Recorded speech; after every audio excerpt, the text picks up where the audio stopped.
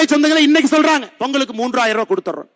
அவங்க பொங்கலுக்கு 3000 கொடுத்தோன்னே நாம் அப்படியே கியூ கட்டி நின்று அவருக்கு ஓட்டு போடுவோம் முதலமைச்சர் அவர்கள் அந்த ஏசி அறையில் நம்புறாங்க. அன்பு சொந்தங்களே, நம்முடைய திராவிட முன்னேற்ற கழகத்தினுடைய ஆட்சி வரும் பொழுது 2021 தமிழகத்தினுடைய ஒரு ரேஷன் கார்டின் மீது 2,04,000 ரூபாய் கடன் இருந்துச்சு.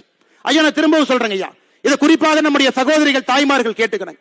2021 திமுக ஆட்சி வந்த பொழுது ஒரு ரேஷன் அட்டையின் மீது இருந்த கடன் 2,04,000 ரூபாய். இன்னைக்கு 2025 ஜனவரி மாசத்துல இன்னைக்கு நாம் பேசக்கூடியது ஒரு ரேஷன் அட்டையின் மீது இருக்கக்கூடிய கடன் 4,54,000 ரூபாய்.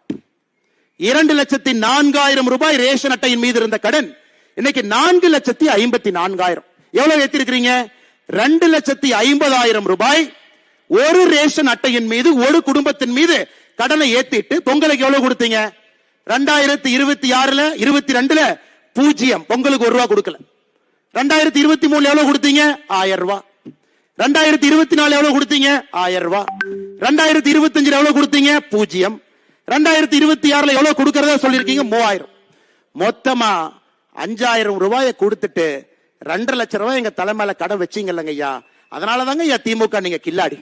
வெறும் 5000 ரூபாயை பொங்கல் என்று சொல்லிவிட்டு கொடுத்து விட்டு 2,50,000 ரூபாய் கடனை ஏற்றி வைத்திருக்கின்றீர்கள். இந்த கடனை திமுக முதலமைச்சர் கட்ட போறது இல்லைங்க ஐயா. நம்முடைய குழந்தைகள் உழைத்து கடனை கட்டணும். நம்முடைய பேர குழந்தைகள் வரை கடனை கட்டணும்.